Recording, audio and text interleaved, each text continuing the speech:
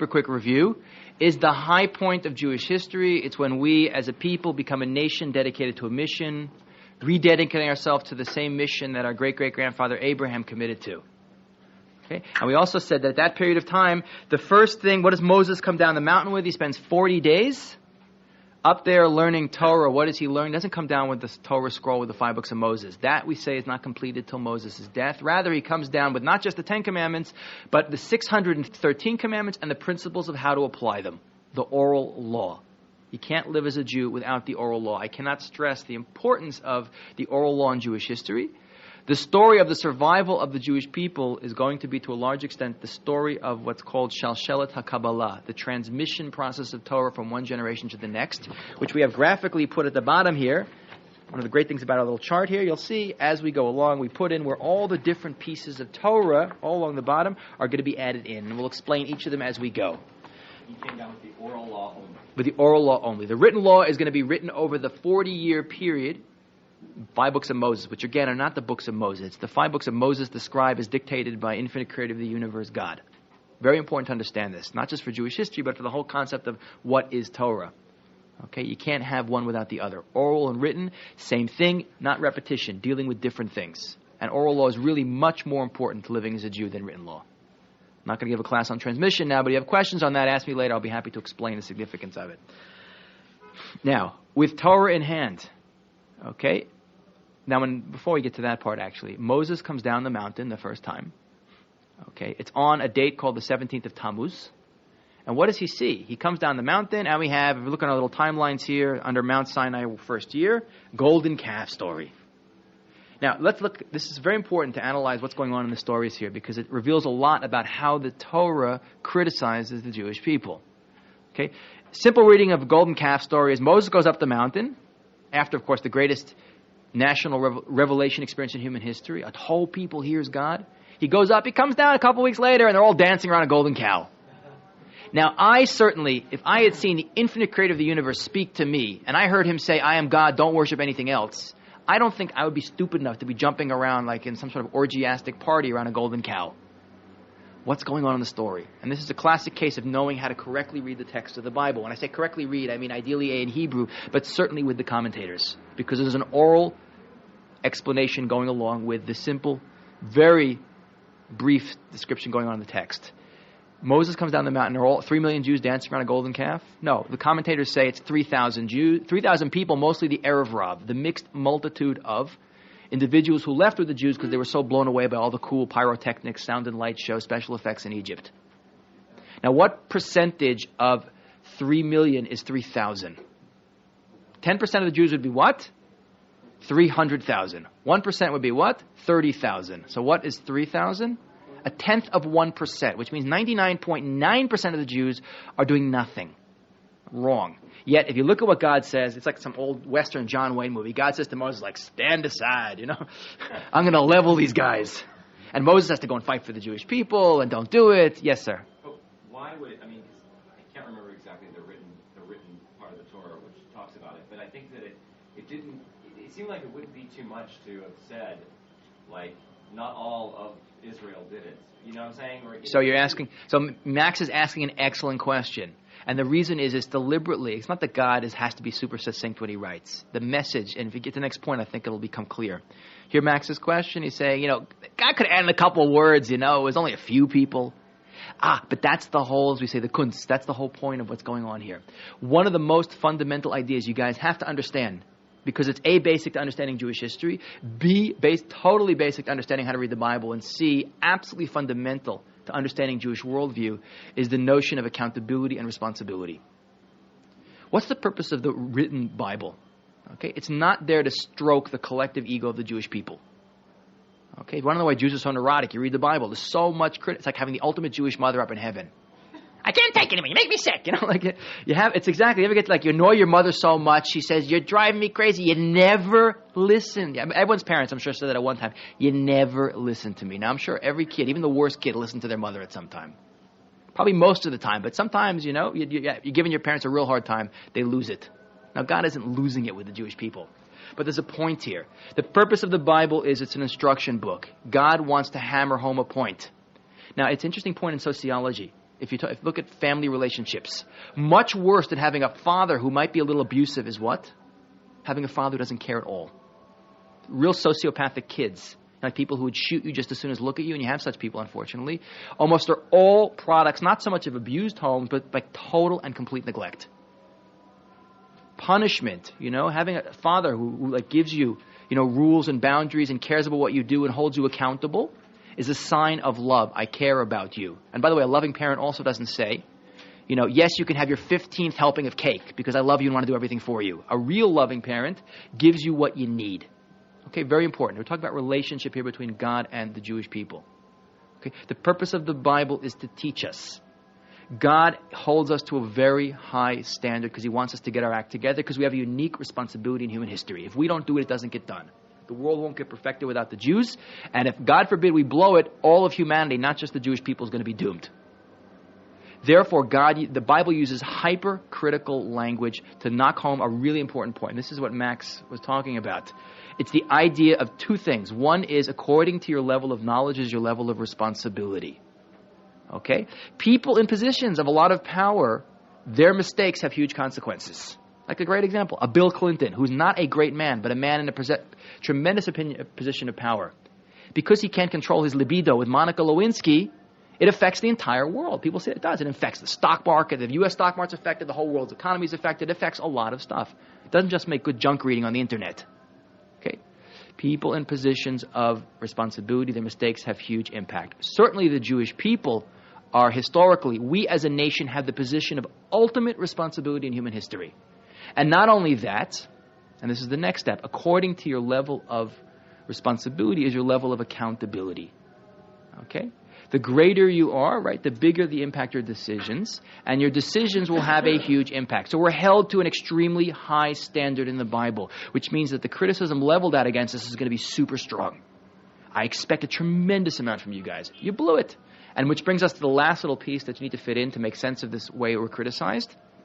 It's the notion of Kol Yisrael Arevim Zeh Lezeh, one of the most fundamental ideas in Torah, which is that every Jew is a guarantor for every other Jew. We have to look at ourselves, both in history and in general Jewish worldview, as we're all cells in one giant body. And it can't be like, oh, my hand's rebelling, it's stealing, I want to stop it. If part of the body does something wrong, the whole body is held accountable. Judaism teaches you're part of the problem or you're part of the solution, and you have a legal obligation to be part of the solution. If you stand by and watch, we have numerous examples of this. All kinds of stories we'll talk about. Jump ahead a little bit in Jewish history. We'll see. I'll point out as we go a couple of stories that really illustrate this. This is one of many. But again, it's not God hyper-criticizing because he wants to make us neurotic. It's pounding through a point to us that you got to see where you're going wrong. You have to see your mistakes. You have to learn from them. And you have to realize that you're all accountable. And because you're on such a high level at this period of time in history, believe me, if God judged us the way he judged us back then, thousands of years ago, we would be zapped in like 2 seconds. We're on such a much lower level. But God doesn't expect us anywhere near as much from us today. We're just not on that level. Okay, is that clear what's going on? I spent a lot of time talking about it because it's going to repeat itself over and over again in the Bible. So we have this golden calf story. So Moses has to spend time back in the camp fixing the problem, smashing the golden calf, punishing the people who did it, who were punished by being killed. Heavy stuff. Real heavy stuff here in the Bible. The Bible is very heavy. It's not a liberal book. It's full of mercy and all kinds of stuff, but it's the idea of consequences. You blow it, mistakes have consequences. One of the biggest problems, I think, in the world today is that people, you can't hold him accountable. He's a product of society. His mother wasn't nice to him. His father beat him, so he became a psychopathic killer, and we can't even put him in prison because he's not at fault. Judaism teaches there's accountability here. Okay, so Moses has to spend time in the camp fixing things up. He goes back up the mountain on Rosh Chodesh Elul. Okay? Elul is the month before Rosh Hashanah. Okay? Before the first of Tishrei, the beginning of the Jewish year. He spends 40 days on the mountain. Again, he lost all the Torah. When he comes down the mountain, right, he smashes the tablets. He has to go back up. He forgot all the Torah he learned, which is a very powerful lesson there also about, if the rest of the Jewish people are blowing it, Moses is not going to have it either. He goes back up. He spends 40 days repeating the same thing. He comes back down with a second set of tablets. When he comes back down with a second set of tablets, it's a clear sign that God has forgiven the Jewish people. What's the day Moses comes back down on? Yom Kippur. That's the first. Remember we said all Jewish holidays are tied to? They're opportunities for growth, but they're tied to specific historical events. This is where the power of tshuva comes in Jewish history, on that Yom Kippur. he returns with the second set of tablets. Okay? So we had the Torah again. We learned our lesson. Then what do? Go down the graph here. We see on the bottom here, building of the tabernacle. This tabernacle thing, it's very important to understand what it is, because once we get past all exciting Bible stories and the Genesis and the beginning of Exodus, we then spend Torah portion after Torah portion after Torah portion giving intricate descriptions of how to build every little bit of this structure. God says to the Jewish people, Vasuli mikdash v'shochanti b'tocham. He says in Exodus, make for me a dwelling place and I will dwell amongst you. What do the Jewish people build? Have people seen any models of this tabernacle? There's a whole museum here down the street. You know, the Kohanim Museum, they have all kinds of cool pictures of the tabernacle and the temple. You can get computer programs. The tabernacle was a giant prefabricated structure. It's a wall, a courtyard, built by a wall with an entrance. Inside the courtyard is a mizbeach, an altar, where sacrifices were offered up on. In back of that is a giant tent, which had 2 rooms. The outer of the 2 rooms, which is called the Kodesh, the Holy, had this candelabra, this giant 7-branch candelabra, a table with 12 loaves of bread on it, a little incense altar, and the inner of the 2 rooms, which is called the Holy of Holies, the Kodesh HaKadoshim, that had inside it the Ark of the Covenant.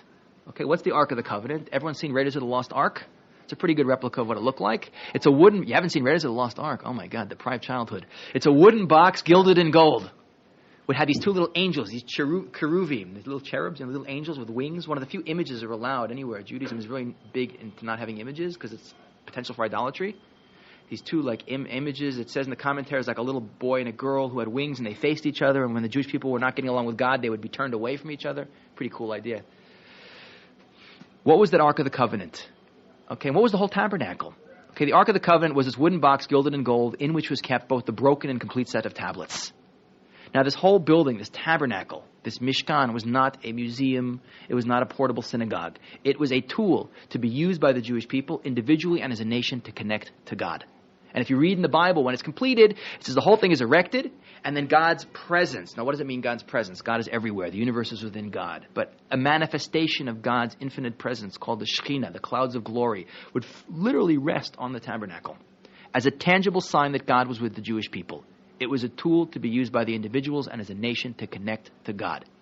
And when it existed, you would feel holiness in the world in a way we can't begin to understand today. Today, holiness is an empty word. This is a holy place. That's a holy person. Without that tool, by the way, most of the positive commandments of the Torah, believe it or not, we have a lot of rabbinic ones now, so we don't see it so clearly, but the Torah commandments, the 613, have to do with how to use that tabernacle to connect on an individual and national level to God. Today, because we don't have it, only 369 of the 613 commandments are applicable, and most of those are don't do's. You want to know why Jews are so neurotic about what they can and cannot do? It's mostly because they don't have a tabernacle. It's a huge, and the loss, by the way, of that structure has tremendous implications for our ability to relate to God and our ability to fulfill our mission as a people, which is why the rebuilding of the temple, when we talk about God should rebuild Jerusalem, when you pray 3 times a day, you could build all the nice hotels and highways and everything you want in Jerusalem and malls and stadiums.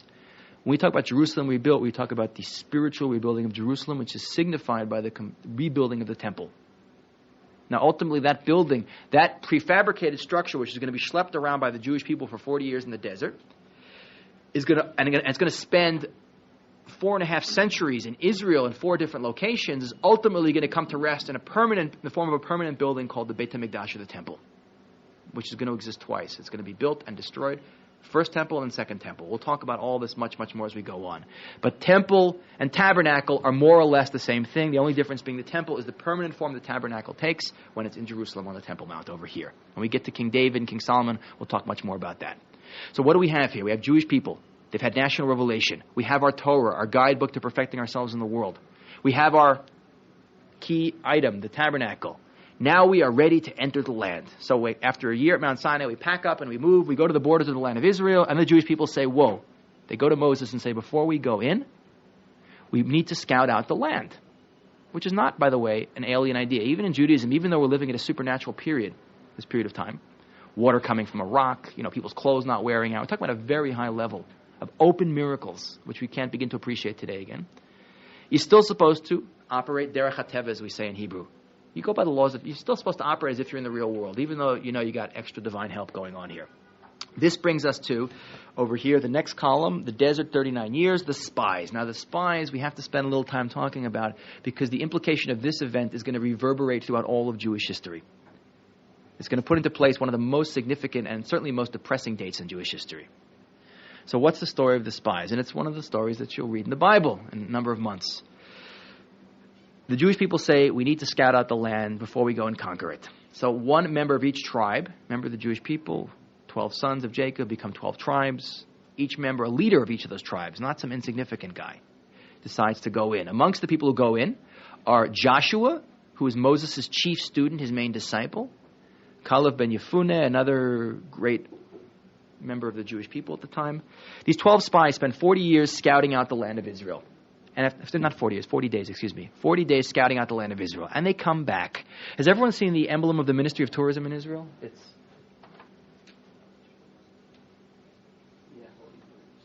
Right? It's those two guys, the two guys holding the big cluster of grapes. Carmel wine, the guys face the other way, but they use the same emblem. And it's funny, the modern state of Israel has a knack for taking the worst symbols in Jewish history and using them for things. Well, you'll see when I go and we talk about the Maccabees, and it's unbelievable. This is probably the worst event in Jewish history in terms of repercussions, and that's the symbol for the tourism industry. It's no wonder the tourism industry is in such bad shape. They come back with this huge cluster of grapes, and they say, hey guys, you see the size of these grapes? And everyone's like, yo, dude, awesome grapes, So you should see the size of the people who eat them. They're proportionally just as big. The land is amazing, but the inhabitants are numerous and they're huge. It's like a whole country full of guys like Michael Jordan, they're like Shaquille O'Neal, they're gigantic. We may as well go back to Egypt. Okay? And Moses is horrified and God is angry. Now, by the way, it's not just a question of the Jewish people being spoiled babies. There's a lot more going on here. Part of what's going on in the story is the Jewish people's realization that when we enter the land, we're not going to be on the same level. We're not going to have open miracles. We're going to have to work. It's much easier to hang out, right, in the desert with open miracles and not worry about what to eat or drink, right? We get this manna from heaven, this miraculous food, and this water from a rock, and we have a cloud following us around to give us shade. We have a pillar of fire at night, and our clothes don't wear out. We don't go to the bathroom. None of that. Who wants to? It's like being on permanent. It's like being in yeshiva your whole life. It's great. Especially if you don't pay tuition. It's like the perfect situation. Mommy sends clothes from America. You got it. Yeah. Is the Ark in Washington, D.C. right now? No, the Ark is not in Washington, D.C. We'll talk about where it is later. Sorry? Who doesn't pay tuition? I think some people don't. But anyway, especially if your parents pay it for you. But anyway, so they say, let's stay in the desert. And Moses is falls down on his face. He's absolutely horrified. And God says to the Jewish people, and this is brought down in Tainus, in the Talmud in Tainus, is a whole description of what's going on. God says to the Jewish people, you're crying for nothing.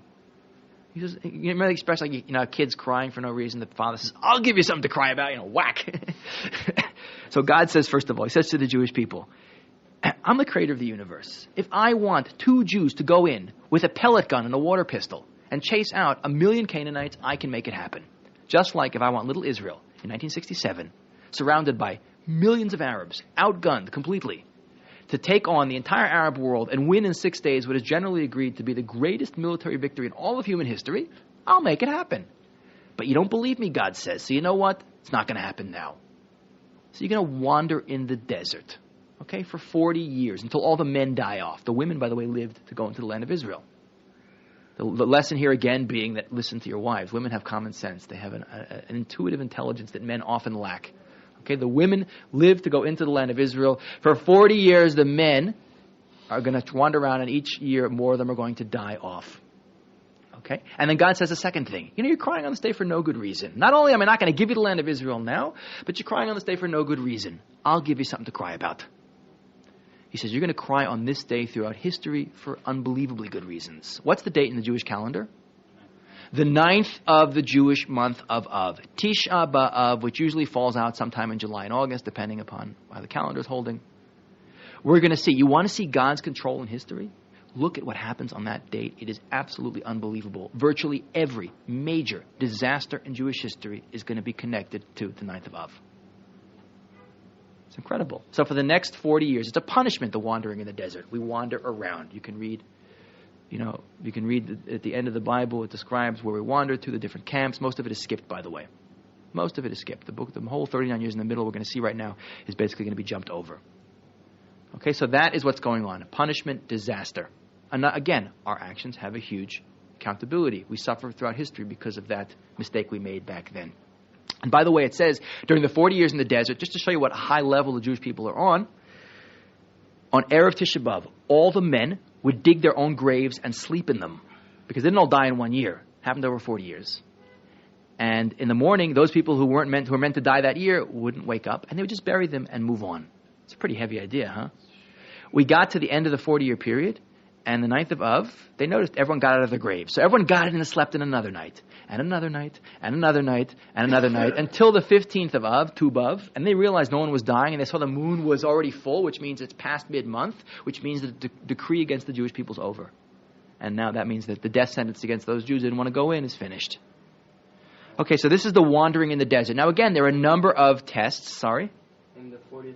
and that's when Moses about to do the last year. That's when we knew it was time that God's judgment had run its course. And there's a number, by the way, of tests in the wilderness. We had May Meriva. You read them in the Bible, and again, it looks like spoiled little Jewish people screaming and crying about nothing, and God saying, I can't stand this anymore. You people, you always complain. We have to realize what kind of level we're on. Like you have a test. Jewish people wander into the desert. Can you imagine, like 3 million people, and after a couple of days, they have no water to drink. Okay? And one Jew goes like, Moses, can we have a glass of water? And God says, that's it, I've had it. That's what's going on here, more or less. Because on the level we're supposed to be at, we're supposed to have a level of faith in the infinite creator of the universe that we couldn't begin to deal with today. We have to be very careful when you read the stories.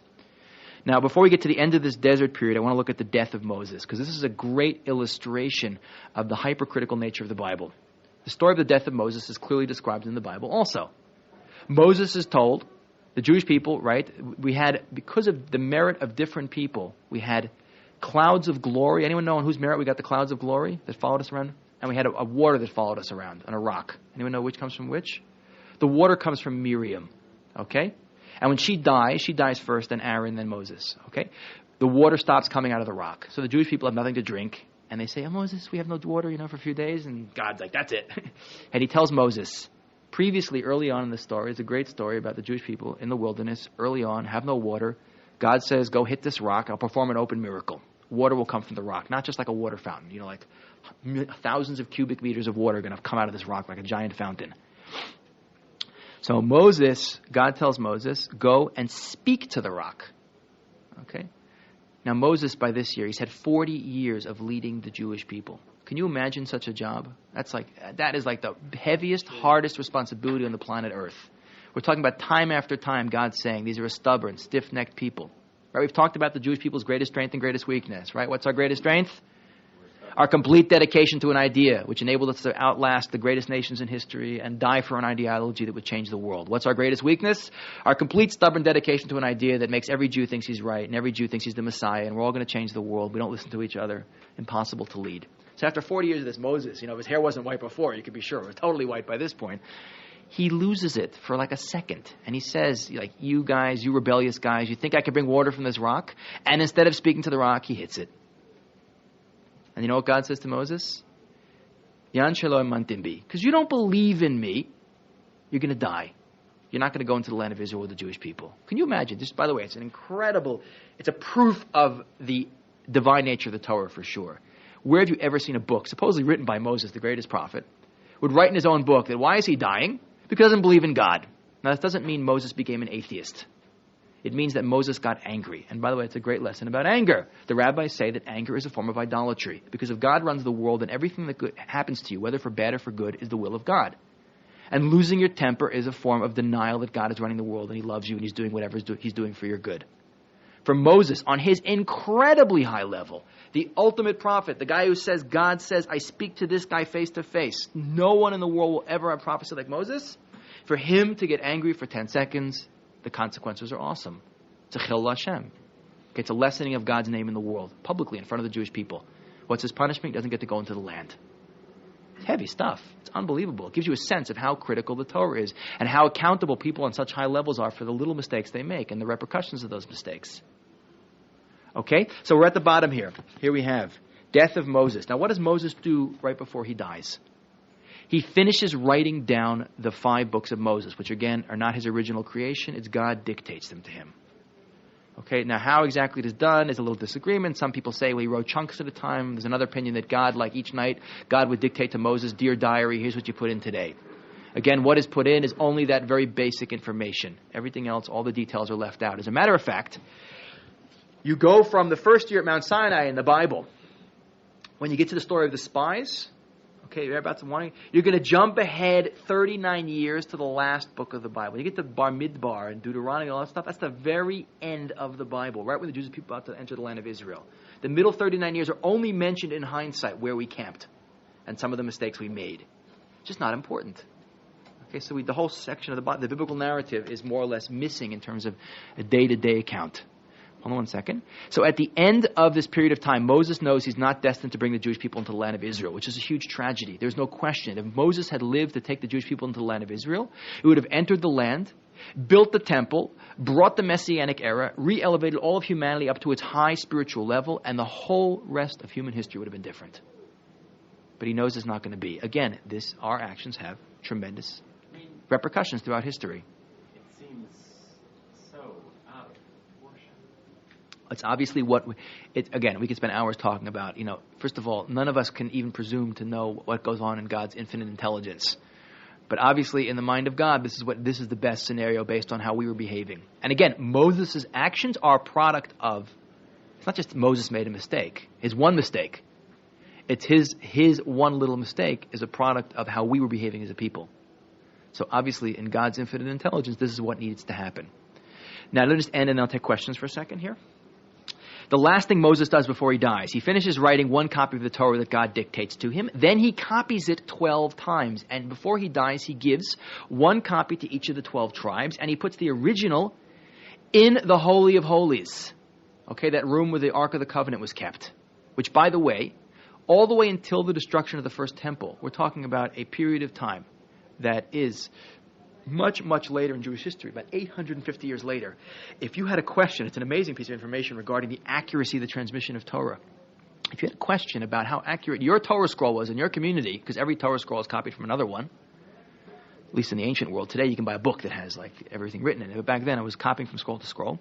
You could go to your tribal original Moses copy. Can you imagine having one of those? A copy. Forget the Gutenberg Bible, first Bible printed in Europe in the 15th century. Can you imagine have a slice of the Torah scroll written by Moses? You could go to that original scroll and check out how accurate it was. If you had any question about the scroll, the tribal copy, you could go to Jerusalem, go to the high priest. They could fetch out the original Torah scroll for you. The God-authored copy, that one. Check it. That's until the destruction of the first temple. As we go on, I'll explain the transmission process. So what happens? Moses finishes writing the Torah. The book of Deuteronomy, by the way, is the end goodbye speech to the Jewish people. Okay, where Moses rehashes everything. He goes over the strengths and the weaknesses and the mission. The most common idea that he pounds into our head, and the most common prophetic idea, which is said over and over and over again, is keep the Torah. Which means not just keep glatt kosher and then cheat in business and say lashon hara about your neighbors. But keep the Torah, meaning the laws between man and God and the laws between man and man. Love your neighbor as yourself, etc. And everything will go fine for you. No one will touch you. You'll have rain and you'll have crops and prosperity and you will live to change the world. Don't keep the Torah, break your end of the bargain, and the land will vomit you out, your enemies will attack you, you will suffer. The message being that the solution to all our problems has nothing to do with external threats. It always has to do with our relationship to each other and our relationship to God.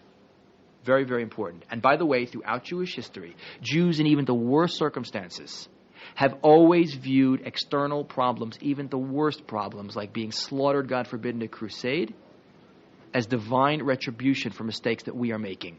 You will never find Jews until this century saying, where's God? They will always say, it's because of what we're doing God has done this to us, because we're wrong. Just shows you on what a high level the Jewish people have been at throughout history. Why in this century? Because where's God? Not because the Holocaust was such an overwhelming phenomenon. Believe me, there have been some pretty horrendous things earlier. But this is the first century, the last 200 years, where you had a massive number of Jews who've left God. The messengers lost the message. Okay, we don't understand about God, Torah, how God runs the world. So I don't believe in God, I don't keep Torah, but I'm going to complain when he doesn't do what I think he should be doing, even though I have no relationship with him. It's a very interesting idea in understanding how Jews understand their history. Well, as we go through, I'll read you quotes, different periods of time, Jews saying this. Any questions? Yeah? If men were to die, in the desert.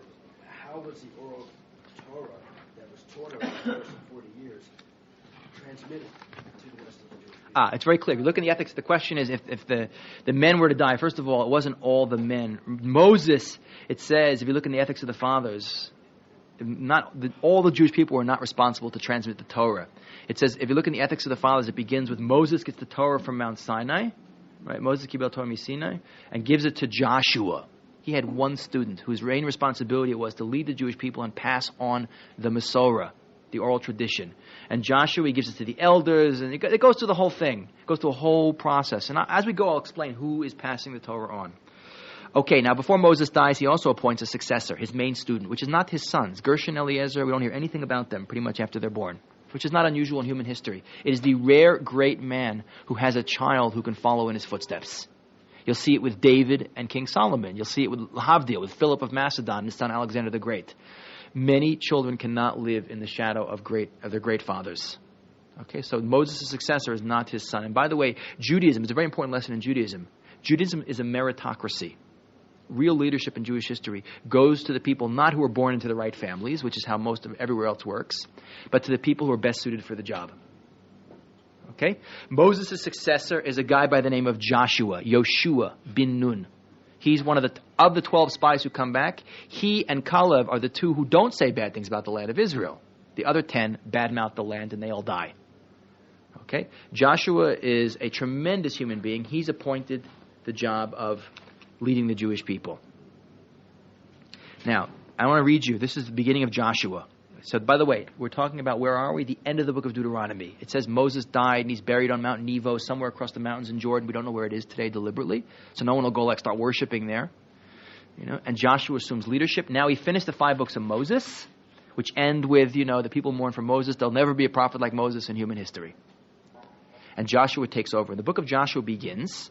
It says, and it was after the death of Moses, the servant of the Lord, that the Lord said to Joshua the son of Nun, Moses' minister, saying, Moses my servant has died, and now arise and cross the Jordan, you and all this nation, to the land which I give the children of Israel. Every place on which the soles of your feet will tread I have given to you, as I have spoken to Moses. No man shall stand up before you all the days of your life. As I was with Moses, so shall I be with you. I will not weaken my grasp on you, nor will I abandon you. Just be strong and very courageous to observe and do in accordance with all the Torah that Moses my servant has commanded you. Do not stray therefore right or left, in order you will succeed in whatever you go, and wherever you go. And that's a great piece of wisdom for all of us throughout history. Just keep the Torah, and the land which I, the creator of the universe, promised to your forefathers and to Moses, you can go in and inherit. So now we're in the book of Joshua. Now, by the way, the book of Joshua is extremely important for a couple of reasons. The first and foremost reason is it describes the conquest and settlement of the land, which is in a very significant period of Jewish history. And the second thing is, it's because, most importantly of all, it gives us the biblical boundaries of the land of Israel. There's a lot of battles in there and fighting in this, but the most important thing it's there for is to tell us what is the real estate that God, the creator of the universe, gives us. Now, who's living? Let's zoom out for a minute. Who's living in the land of Israel at the time? Okay. Now, we do have, in the Middle East, we have Egypt is still around. We talked about them. There is an Assyrian Empire, which is going to be, by the way, to a large extent on the wane in the next couple centuries. In the other side of the world, in Mesopotamia. But the land of Israel and most of the ancient Near East are not big empires. It's city-states.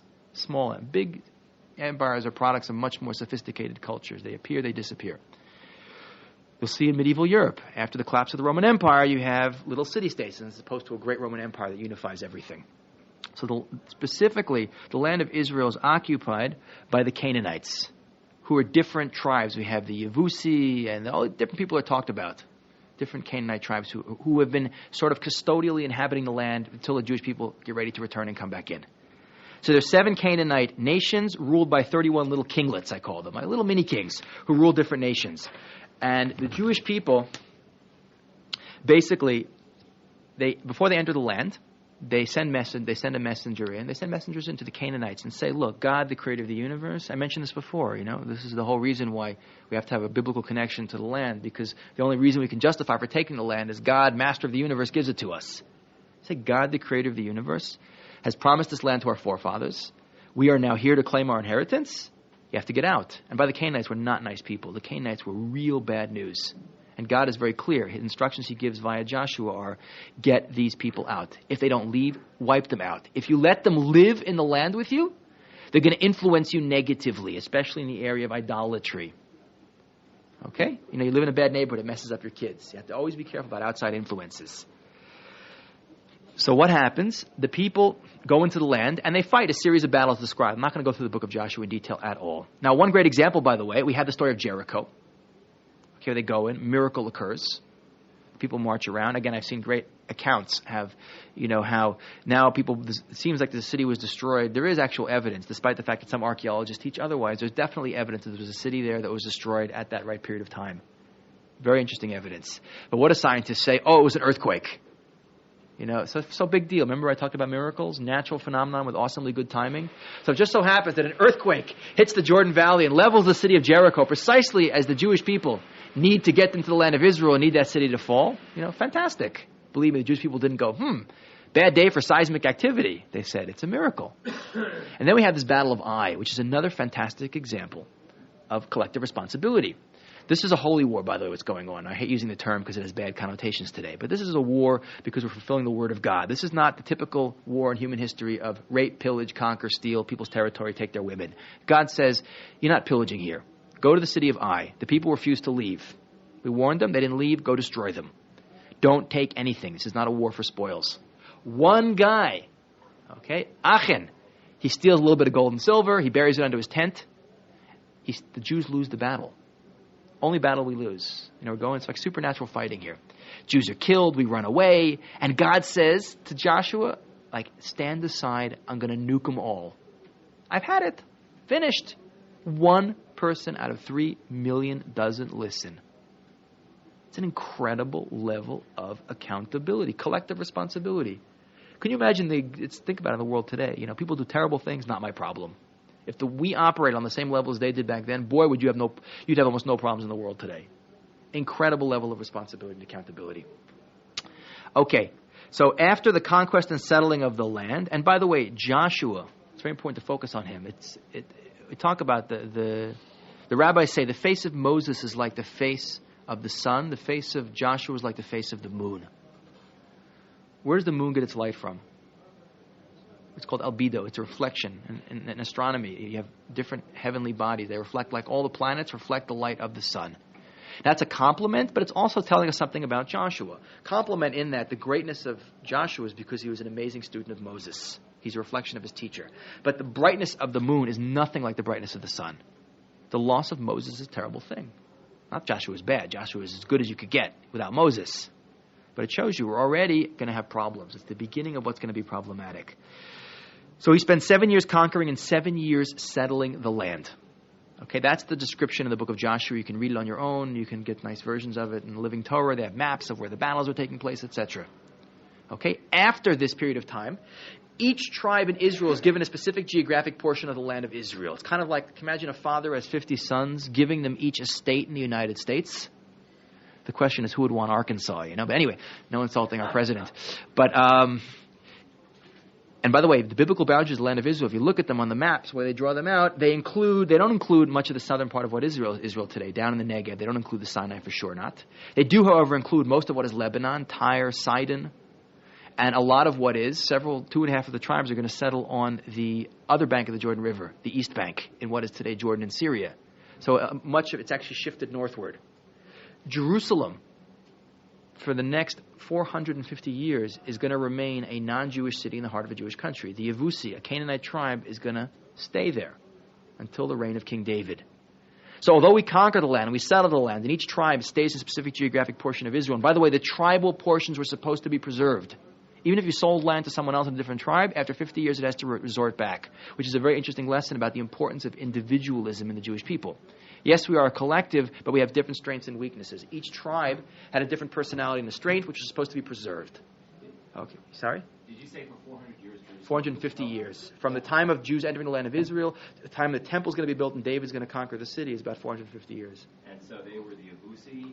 The Jebusites are going to occupy what is today where the Arab village of Silwan is. When we get to King David, we'll talk much more about that. The big mistake we make during this period of time And it says in the Talmud, don't be too big a tzaddik. Well, it's a very famous phrase of the Talmud, is that we're a little bit too merciful. A big problem Jews have in Jewish history, liberalism comes from Judaism, but Judaism is not liberalism. Very important lesson. God, by definition, is morality and truth. God cannot tell you to do something that is wrong or immoral or false. If God says, get rid of these people, or make them physically, tell them that to physically leave, and one group of Canaanites does, the Girgashites, they flee, they go to Africa according to tradition. But the rest of them, wipe them out. You want to be more merciful than I am, God says, it's going to cause you big problems. Don't be a big tzaddik. I hate to use the expression, don't be more Catholic than the Pope. That's a great, according to Christian theology, the Pope, he's infallible. If he tells you to do it, you do it. How much more so, creator of the universe, God. Okay, the Jewish people allow little pockets of Canaanites to remain in the land of Israel. No, it's not nice. We shouldn't throw them out. It's not the liberal thing to do. And because of that, you live in a bad neighborhood, it's going to affect your kids. Jewish people are going to get sucked into idolatry. Okay, and that's going to cause us a lot of problems. Now, it says at the end of Joshua in chapter 24, verse 31, and the people served God all the days of Joshua. Okay, that's really a continuation of the high times that we have with Moses in the desert. Things basically go very well for us. There are very little problems. We're in the land. We're comfortably ensconced. And as we come to the book of Joshua, we finish it up. We're about to enter the book of Judges. I'm going to stop here now because it's a good break point.